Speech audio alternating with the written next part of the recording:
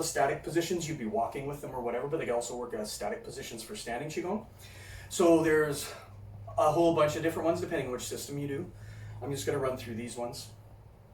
So earth palm, this was the first one I was taught.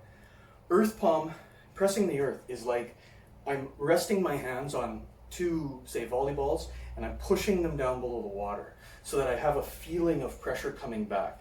So I have to kind of visualize that I'm pressing against something in order to have that feeling of feedback. Do you know what I mean? So I'm not just like pushing my arms down. I'm imagining that there's something pushing back and I'm holding it. So this is a type of stasis. It's pushing back, I'm pushing down, so there's no movement, but there's intention. Okay, and you would walk the circles and such like this. When you're walking, all of the mother palms can be done walking on the circle straight ahead, okay, or you can also rotate them to turn to the center if you're walking circles.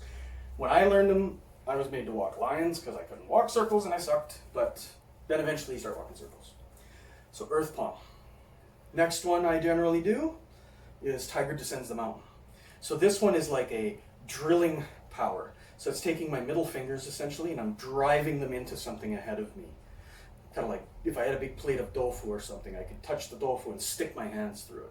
Okay, so this is like, when I was taught this, one of my teachers called it a ram prow on like a train for moving cattle off of the tracks or whatever debris. So you have this angled triangle in front of you, okay?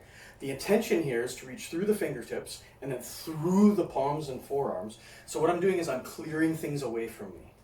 Okay, so it's a type of pung, but it's not pung all the way around your body in the same way as Tai Chi. This is like anything that I ram this into has to move. This is a static thing now. Now hopefully that makes some sense. So that's Tiger Descends the Mountain, which it's a very good name because tigers only come down the mountains to kill people. Remember that. Kill things, eat stuff. So now that we've done Tiger Descends, so embrace the moon to the chest. There's some variants in this guy. The way I learned it originally was palms out. I've seen people practice it palms in as well. But the way I learned it is that same downward one, like the tiger, but instead of like reaching down through somebody's torso and claw when you hit them, this would be like straight into their heart. That's a way to think about it, okay? The pressure here is mainly forward. The elbows have to be at most level. Don't flare them, okay? The flared thing is never okay. So when Tiger Descends the Mountain, if I lift my elbow, you see what it does my shoulder, it screws the whole thing up, right? So even though my elbow is currently above my wrist, my shoulder's in place. When you go up to Embrace the Moon, the shoulder has to stay there. A lot of people will lift their arms with their shoulders and then they look so nice and relaxed like this when they have no neck. So palms down. And again, I would be pushing outwards through Lao Gong towards something, and I would be pulling backwards with my spine. I'll say spine instead of structure. I'm pulling backwards with my spine, pressing forwards with my palms, pressing outwards slightly like this direction with my forearms, okay? Same thing, I would ram this in like a ram prow on a train if that was the application, which it's not. Not that that's helpful. So 1, 2, 3.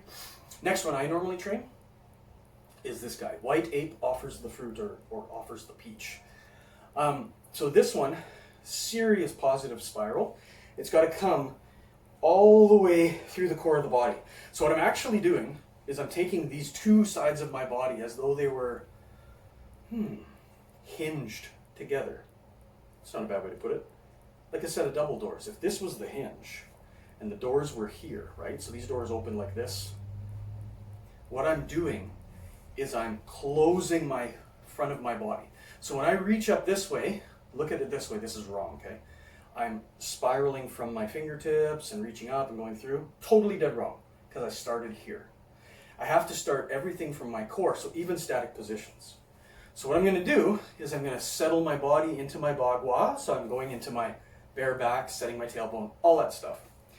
And as I'm doing it, I'm closing these hinges against one another like that. So my whole torso, I'll get a little closer, my whole torso sort of contracts in the center. And if I don't know if you can see it, I got my beads on though, you might be able to see it. My beads are kind of apart, and when I do it, they come together, right? So it's what you see opening and closing the front and back of the body. This is a thing in every martial art, right? So, white ape, You need to be pushing up through the long bones of the arm. This is your striking surface, it's not lagom. Okay, and reaching through the fingertips at the same time. That really kind of never changes. So I'm reaching upwards and through my fingertips at the same time. So what I've got is essentially like a big shovel. I've got power coming this way, and I've got a deflection force going that way. So as I hit, this power will go straight, and anything outside of those two long bones will give a downward deflection, or an upward deflection, depending on what you do. I don't know if that makes any sense. So white ape, same thing, you can walk with it to the side, or on the line of your line or circle. So where am I? 1, 2, 3, 4. Tai pung, so the rock, okay. Tai is like huge, like Tai Chi, and pung is a rock-like bird whose wingspan would cover horizon to horizon.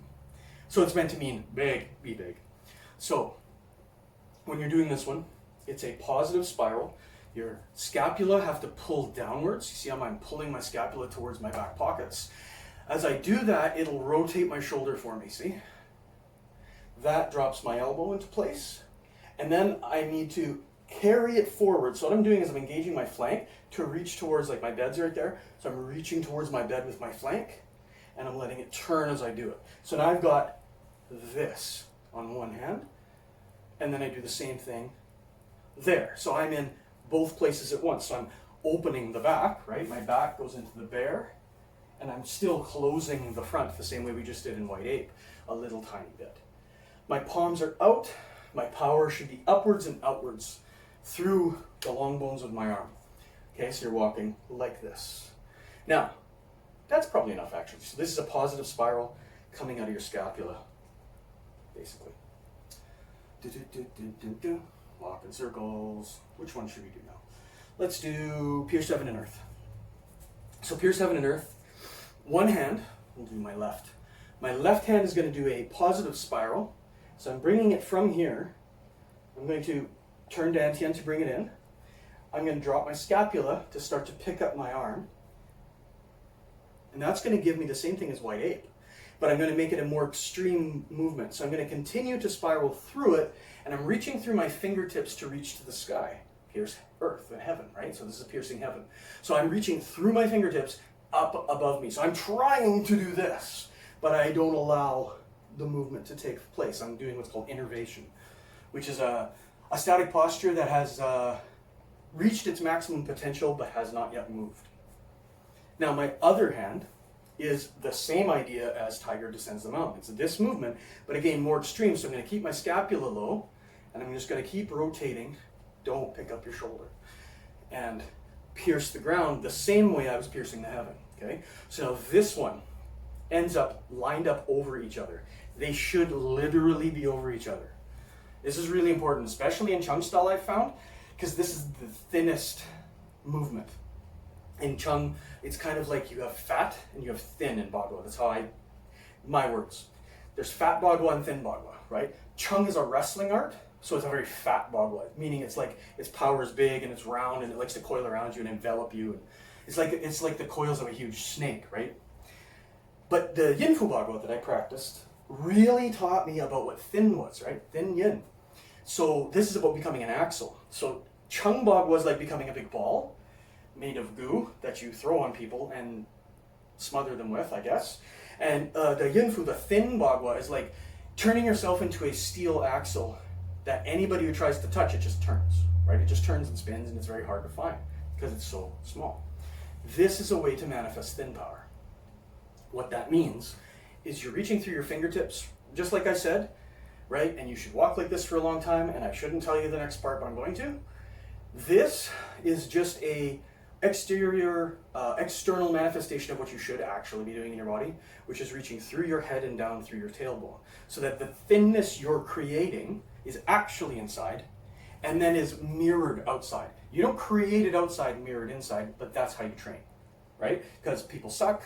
I know I did. I had to do this in my hands until it started to sort of like creep into my body and I started to feel what the closing was. Eventually that got back to my spine and it was like, oh, thin is a spine thing, not a hand thing. But I figured, tell you guys and then save you the pain and suffering I've had. So where am I? Pierce heaven and earth. You can walk this on lines. If you're walking a circle, your lower hand should be the interior one, okay? Just has to do with application and stuff at that point.